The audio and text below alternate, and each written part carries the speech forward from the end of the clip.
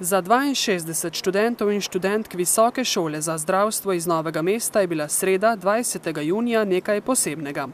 Kot prva generacija so namreč prejeli diplome in s tem naziv diplomirana medicinska sestra oziroma diplomirani zdravstvenik.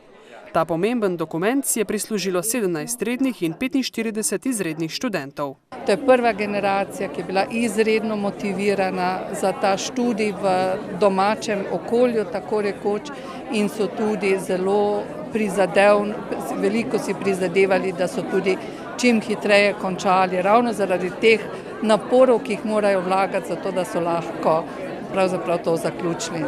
Gre namreč za izjemno zahteven 3-letni študijski program, poudarja Filejeva. Nenazadnje to potrjuje podatek, da je bilo vpisanih okrog 160 študentov, diplomirala pa jih je zgolj dobra tretjina. Poleg tega, da je klinična praksa obvezna, da so obvezne seminarske vaje, da so obvezne kabinetne vaje, to se pravi, da se študentje usposabljajo najprej v kabinetih, ki jih imamo zelo sodobno in dobro opremljene, tako da preizkušajo najprej vso svoje znanje na lutkah, preden odidejo v realno okolje, kjer imajo neposreden stik z pacientom. Zavod izvaja visokošolsko izobraževanje na prvi in drugi stopnji z področja zdravstvene nege in drugih ved, potrebnih za kakovostno in varno obravnavo pacientov. Akreditirana ima 2 visokošolska programa, in sicer strokovni študijski program zdravstvene nege in magistrski program vzgoje in menedžment v zdravstvu. Za večanje zadovoljstva pacientov naj bi bili diplomanti sposobni učinkovitega izvajanja organizacijskih procesov. Zavod zagotavlja študentom prijazno in sodobno izobraževalno okolje ter omogoča aktivno povezovanje z visokošolskimi učitelji in visokošolskimi strokovnimi sodelavci, poudarja Filejeva. Je pa prednost študija na njihovi šoli tudi izjemna praktična naravnanost, še meni. Recimo, če študij traja 4600 ur, od tega morajo opraviti 2300 ur klinične prakse, to pomeni v vsakem letniku okoli 750 in še nekoliko več ur. In če to preračunate na 40 ur na teden, koliko tednov pravzaprav traja praksa. Visoka šola za zdravstvo od leta 2007 deluje v sklopu Visokošolskega središča Novo mesto, ki združuje 3 visoke šole in fakulteto s sedežem na Loki 2. In sicer poleg nje še Visoko šolo za upravljanje in poslovanje, Visoko šolo za tehnologijo in sisteme ter fakulteto za poslovne in upravne vede. Zavod je bil akreditiran pred 5 leti pri Svetu Republike Slovenije za visoko šolstvo. Kot samostojni visokošolski zavod Visoka šola za zdravstvo v sodelovanju z raziskovalnim in zdravstvenim okoljem sinergično povezuje izobraževanje, raziskovalno in strokovno delo. S svojim delovanjem je Visoka šola povezovalec med zdravstvenimi, socialno-varstvenimi in drugimi zavodi ter skrbi za prenos teoretičnega znanja v prakso. Zavod se povezuje z lokalnim in širšim regijskim okoljem z namenom prepoznavati najaktualnejše zdravstvene težave ter ugotavljati potrebe po izobraževanju ne le izvajalcev zdravstvene nege, temveč tudi drugih zdravstvenih strokovnjakov, ki bodo usposobljeni za njihovo učinkovito reševanje. Visoka šola za zdravstvo se je razvila v eno ugledno visokošolsko ustanovo z uglednimi profesorji, ki so tudi predavatelji na medicinski fakulteti v Ljubljani in na drugih fakultetah v slovenskem prostoru. Menimo, da je kolektiv izvrstno timsko dela, kar je seveda za zdravstvo izrednega pomena, prav tako pa so izredno dobri kontakti in pa dobro sodelovanje s splošno bolnico Novo mesto in z vsemi regionalnimi bolnicami, zdravstvenimi domovi in domovi za ostarele občane. Podelitve diplom se je udeležil tudi nekdanji minister za zdravje Andrej Bručan, ki je leta 2006 podprl pobudo o ustanovitvi Visoke šole za zdravstvo v Novem mestu. Ideja je prišla iz Novega mesta, iz tega področja. Mi smo potem realizirali tisto, kar pred nami marsikdo ali ni hotel ali ni mogel. Na vsak način pa rezultati so tu in jaz mislim, da je to zelo dobro. Še danes slišimo kakšne pripombe, da je preveč teh šol in tako naprej, vendar jaz mislim, da je odločitev bila pravilna in da bo prihodnost pokazala, da smo takrat storili prav in da smo pomagali Novemu mestu pri ustanovitvi te šole. Eden od osnovnih razlogov, da so podprli ta projekt, dodaja Bručan, je bila potreba po decentralizaciji v slovenskem zdravstvenem prostoru. Takrat je bilo malo šol, par šol, no, mi smo takrat dali pobudo in za Novo mesto in za Jesenice, obe šoli sta danes aktivni, dobri in njihov program seveda ocenjujemo kot pozitiven, kot primeren za izobraževanje na tej stopnji. Visoka šola za zdravstvo tako zdaj izvaja svojo izobraževalno dejavnost na sedežu zavoda v Novem mestu in v dislocirani enoti v Ljubljani. Sicer pa je diplomante na slavnostni podelitvi nagovoril tudi prvi dekan šole Božo Kralj, ki je spomnil na začetke šole. Vsakdo bi mislil, da je bil pri nas izredno težak. Šola je bila na novo ustanovljena, pa za nas ni bil tako težak ta začetek, zato ker smo imeli 1 leto časa. Šola je bila že registrirana leta 2007.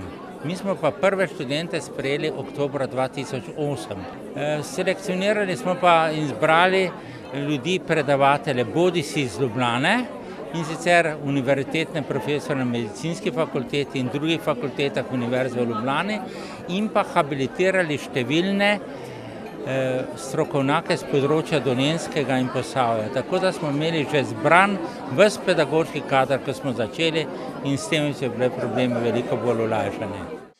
Prva diplomantka Visoke šole za zdravstvo, ki je študij na prvi stopnji končala že lani poleti, po zasluženo diplomo pa prišla ob tej priložnosti, je koordinatorka zdravstvene nege v novomeškem zdravstvenem domu. Po pridobitvi naziva diplomirana medicinska sestra bo Mojca Šenica v prihodnje postala še magistrica vzgoje in menedžmenta v zdravstvu. Študij mi pomeni izziv in ker sem bila izredno zadovoljna z študijem na prvi stopnji, sem se odločila, da bom nadgradila svoje znanje še z študijem na drugi stopnji in moram reči, da sem izredno zadovoljna. Študij je sicer zahteven, toda izredno kvaliteten. Visoka šola za zdravstvo torej omogoča tudi nadaljevanje študija na podiplomski oziroma magistrski stopnji, ki traja 2 leti. Lansko leto smo vpisali prvo generacijo, ki pridno seveda študira, in pričakujemo v letošnjem letu prve diplomante. Interes za študij zdravstva na tej stopnji je izredno velik, saj se vsako leto prijavi vsaj 2 do 3-krat preveč kandidatov, tako da je potrebno uvesti omejitev. Šenici, ki že 30 let dela v zdravstvu, največ pomenijo pridobljena znanja na področju zdravstvene nege. Torej o sami filozofiji in pomenu in zdravstvene nege, kako tudi seveda v oblikih in načinih vodenja, torej medicinskih sester. Predvsem pa je zelo pomembno, da pridobimo tudi zelo veliko več širšega znanja. Področje zdravstvene nege je v Sloveniji kljub težavam, s katerimi se sooča, dobro urejeno, meni sekretarka za področje zdravstvene nege na Ministrstvu za zdravje Zdenka Tičar, hkrati članica upravnega odbora Visoke šole za zdravstvo. Mi sicer imamo 2 profila v zdravstveni negi, s tem, da zgodovinsko gledano ta prehod ni bil najbolj kvalitetno urejen. Kljub temu pa zagotavljamo kvalitetno, varno zdravstveno nego z diplomiranimi medicinskimi sestrami, potem nekaj je še višjih medicinskih sester in pa z 5. stopnjo, to so tehniki zdravstvene nege, zdravstveni tehniki in pa srednje medicinske sestre. Med omenjenimi profili sicer še vedno prevladujejo ženske. In še vedno velja, da je to predvsem ženski poklic. Čeprav število oziroma procent moških študentov narašča. Če smo včasih govorili o 8% moških, danes lahko rečemo, da je to okoli 15% že. To se pravi, da vendarle gre za nek atraktivni poklic, kljub temu, da prevladujejo tudi ženske. Da spol ni ovira na poti do želenega poklica, dokazuje eden izmed 10 diplomantov prve generacije, Toni Fabjan. Zdaj že izredni študent Visoke šole za zdravstvo je zaposlen v novomeškem zdravstvenem domu. Kot pravi, mu pridobljeno znanje pomaga pri temu kvalitetnejšemu delu na mojem delovnem mestu, ki zahteva dodatna znanja. Vedno gre vse naprej, svoje znanje moramo izpopolnjevati da lahko sledimo svojemu poklicu. Fabijan se je v času študija najbolj posvetil pridobivanju znanja z področja, na katerem dela, to je urgenca. Je namreč voznik reševalnega vozila oziroma spremljevalec v urgentnem vozilu. Tukaj bi poudaril, da sem bil bolj pozoren tudi na področje, katerega upravljam, se pravi, to je nujna medicinska pomoč, ki smo ga imeli v sklopu študija, pa interna medicina ter kirurgija, kjer smo se veliko naučili teh poškodb. Za študij na Visoki šoli za zdravstvo se je odločila tudi Fabijanova soseda iz Orehovice pri Šentjerneju, Darja Grubar. V bistvu že nekaj let sem bila v praksi in potem sem se odločila, da pridobim nova znanja in pa tudi delovno mesto je zahtevalo temu primerno izobrazbo, zato sem se odločila za sam študij. Grubarjeva je zaposlena v splošni ambulanti v novomeškem zdravstvenem domu. V bistvu študij mi je prinesel veliko novih znanj. V službi sem tudi napredovala, sem postala vodja patronažne službe. V bistvu se je splačal, imam nova znanja, v bistvu si osebno zrastel in sploh.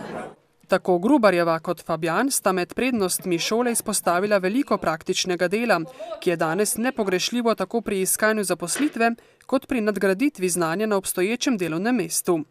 Medtem ko sta naša sogovornika klinično prakso opravljala v zdravstvenem domu, pa mnogo študentov dela tudi v bolnišnici. Obe ustanovi sta namreč od zdravstvenega ministrstva pridobili status učnega zavoda. Poleg njiju še dom starejših občanov in nekaj drugih institucij. V bolnišnici praktično delo poteka ob diplomirani medicinski sestri, ki je na posameznem oddelku ali na odseku. Delajo pa ti diplomanti tudi z medicinskimi sestrami, srednjimi medicinskimi sestrami ali pa zdravstvenimi tehniki, predvsem v prvem letniku študija. V novomeški bolnišnici je ta čas v zdravstveni negi zaposlenih 470 delavcev.